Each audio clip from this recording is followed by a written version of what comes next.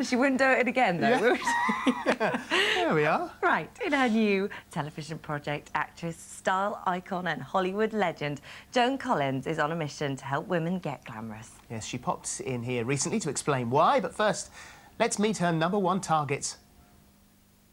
What is your idea of glamour? Somebody who knows how to dress. Yes, that's good. Take care of themselves. Yes. And knows how to do their makeup and nice Yeah. hair, and just somebody who knows how to take care of themselves. Yeah, but you know how to do that, surely. Well, no, not that well. The little amount of time I do wear makeup, I rub it on my hands, the foundation on the hands, and just it's as if I'm washing my face. Rub it on your hands. Yeah. Oh, my God. Well, I And so what about you, Holly? Who do you think is glamorous? Cheryl Cole's very glamorous. Yes, I agree. To me, my idea of glamorous is sort of more or less doing it all the time, always being looking good, looking groomed, feeling good inside. Oh, Joan, it's so lovely to meet you. And watching that, I can't think of anyone better to address the nation's problem of scruffiness than yourself. Oh, Holly, thank you so much. That's what I think, too. Were you shocked by the things that you saw and heard? Well, some of the things were quite amazing. First of all, I loved the family. They were adorable. The three women, you know, they're 15, 40s and 60s. So that's Holly, Mary and Eileen. That's right, and all from Plymouth and all from the same family. But when I went through Holly's makeup bag, there were things there that was. I said, well, this must have belonged to your grandmother in the Boer War, or something. Because every kind of thing was there. I felt some of them might even had something on them. Oh, I said, is this your eyebrow pencil? And she said, yes. I said, well, you know, send it to eyebrow pencil hell, because you can't put that. It's covered in germs. So some of the things were quite shocking. So what did they think when you... Because they had no idea it was going to be you, No. who was going to come and sort out their glamour and their style. So when you walked in through the door, what was their reaction? Well, they were expecting to see somebody who was a celeb, and they'd done guessing games, Joanna Lumley, Cheryl Cole, and then when I came in, they did recognise me, and they just sort of stood there. It's in the show. It's quite funny. And I said, well, aren't you going to ask me in?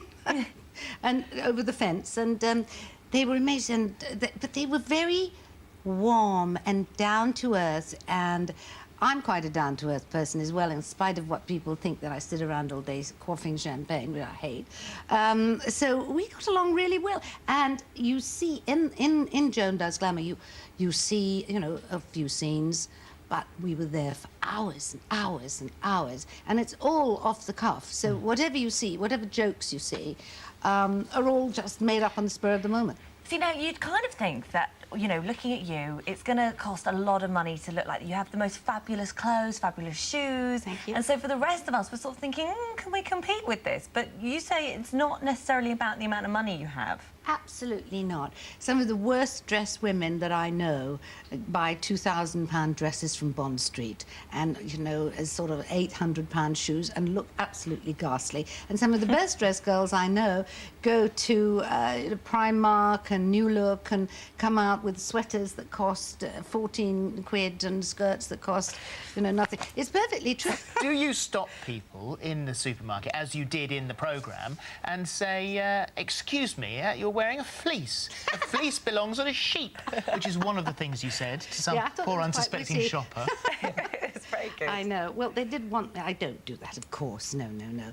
But of course, the programme is that I do go and talk to the women of Britain and talk to them about what they're wearing and say that I think they could look a little better without being patronising and with being quite down to earth and straight ahead and honest with them. And I thought, well, actually, it was about 2 years ago when I was on tour with a play, and in all different towns in England, and I saw a lot of women that I thought could do with a lot of help. So when I got back, I said to my agent, I would love to do a makeover show with real women, and I know that I could do the best makeover show. And so he spoke to people at ITV, and here we are, and tomorrow night And then before you Marilyn know Lee. it, you are sitting asking a young lady about the tattoos she has upon her body. And what I love about the programme is the look on your face. I mean, your face, your expressions are fantastic, as you will see in this. I see you've got something on your back. Tattoos. Tattoos. Aha! You had that done when? I had that done about 3 years ago. Designed it myself. You did. Let me see this. Has it got somebody's name in it? It did. I think that tattoos are not very feminine. I love Rob on your arm when you're 15. When you're married at 25 to Jack, he's not going to be too pleased. On my back, each flower indicates somebody that's been important in my life. Really? And it's not finished. And as I go Yeah. along and meet people that are important, I'm hoping it will end up on my groin. So On your go all the way around. groin. That's interesting. That is brilliant. So what are the worst sins that can be committed, then, in your eyes? The worst sins? Well, I think grooming is terribly important. I think when you're 15 or, you know, even a little bit older, you can get away with the scruffy look, with the ungroomed look. I think as you get older, you have to look like you have pulled yourself together a little bit. And I think eating properly, I think it's very important, not only to look glamorous, because it reflects in your eyes and your skin if you eat your fruits and your veggies. Because there's lots of women out there that will go and have the big kind of white nail extensions, Yes. the fake hair stuck on, the fake boobs put in. So they're actually spending a lot of money on what they think is this kind of modern grooming, I guess. But then they seem to forget about all the etiquette and the way they speak and the way they hold themselves, and they drink and they fall over and their knickers are over their heads. I mean, is it is it just more than the fashion thing? I'm just wondering if it's, you know, it's just modern day life. Well, some of these women that I interviewed in the various pubs and shops spent a lot more time on their grooming each day, that they call grooming, and than I did. I mean, there were some women that had like 17 studs in their ear and their nose and even in their tongue. And there's quite a funny segment when I talk about the woman who has it on her tongue. But these have to But be... it's quite a fashion statement, It's a though, fashion isn't it? statement, but it takes a lot of time. You can't just leave them in. You have to clean them, you have to put stuff in every day. So, to me, I think it would be a lot better just to slap on some slap. And I think a lot of women might agree with that. And the tattoos, again, are something that a tattoo is going to wear off. Will you never have a tattoo? No, Wouldn't never. you? No, would you? Well, I don't know. I wouldn't don't. either. No, I'd be seen if I I did that. think I'd, suddenly, I for a have to bloke, it'd be a say- midlife crisis. Suddenly, Yeah, I'd be I think seen as that- being in crisis. I haven't Yeah. got one now, so I wouldn't have one. No, I think it's. I think it suits some people. I think it looks okay when they're done in moderation. But a lot of women do want to be glamorous. The 3 women that I talked to, and Joan does glamour, did want to be glamorous. Yes. They did want to improve themselves, and they didn't know how. So I took them for 2 weeks, and I showed them with, you know, obviously experts in makeup, but I'm an expert in makeup myself. And taught by Marilyn Monroe's makeup man, as you know. This is I told you. just the most fabulous fact. I read this morning. And yeah? So you got taught by Marilyn Monroe's makeup artist how to properly put Yes. eyeliner on. Yes. So yes. what is that secret? Because I love eyeliner, but just hearing it from you, I just... Well, it's a very steady hand, first Yes. of all, and not blinking, and it's a certain kind of eyeliner. Are you, when you are on your own, or just wandering around your apartment or your house, are you always glamorous? No, of course not. I mean, I get up in the morning, and depending on the weather, I either put on a terry cloth robe or a cotton robe, and I slick my hair back with a bandeau because I don't like it all over my face, and I just look like, you know, I answer the door to the postman or whoever it is. In full makeup? No, I don't put makeup on until I go out, if I'm in all day, but I do put on a lot of moisturizer all the time because my skin's very dry, so I'm always kind of slapping on the moisturizer and the hand cream.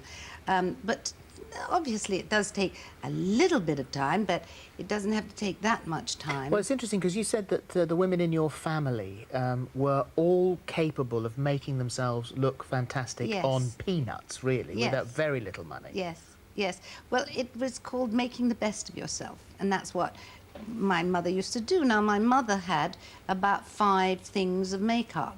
She had a coaty powder. She had a Pond's cream. She had some kind of base, red lipstick, and one eyebrow pencil that she did her eyes with and her eyebrows. And I used to watch her doing that, and my aunts were the same, because there wasn't a lot of makeup in the 40s and the 50s.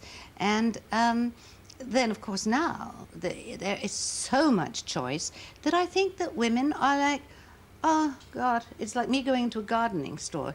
I don't know what to look at first because there's so much choice. But so now I think women are very confused about what to use. There's 57 million different kinds of base. You just need to know the secrets. Yes, and the secrets are all going to be shown tomorrow night. Fantastic. Well, I can't wait. Thank you, Thanks, Joan. Holly. Thanks, Joan. So it's Thanks, tomorrow, it's at 9 p.m. on ITV1, and it's Joan Does Glamour. Nobody does it better. And thank you very much indeed. Thank you. Thank you. I hope you like it. Oh, we will, we will. You I loved love this. her. It's great, wasn't she? I just love her so much. I could just watch that all day on loop. I'm like, she's just incredible. And you, Holly did actually have a little bit of a masterclass afterwards on I the did, yeah. I know, but the thing is, we had to cut it out of that because we can't say which brand it is, but I want you all to know because it's clever. Longcom. Go on, put me in prison. The liquid one. But of course, And a there are steady many, hand. many others that you may find that are better. I can't believe you just did that, but I well- love that you did. And you had your picture taken with I had my her? picture taken with her, yeah. She's just fabulous, and I've shown it to everybody. Yeah. It's my screensaver. Well, I was taking the picture on the phone. So I took the picture and I had a look and I said, is that okay? She went, lighting's not brilliant. And I said, okay, how should we do one over here? Let's try that one. And they go, yeah, how's that one? No, over there. Yeah, it's all right. There's it. I was terrified. She is lovely. Fantastic. Terrific. It'll be good tomorrow night. And also, Joan's sister Jackie joins us tomorrow to talk about her new book. It's another saucy romp. Oh, brilliant. Still to come, behind-the-scenes look at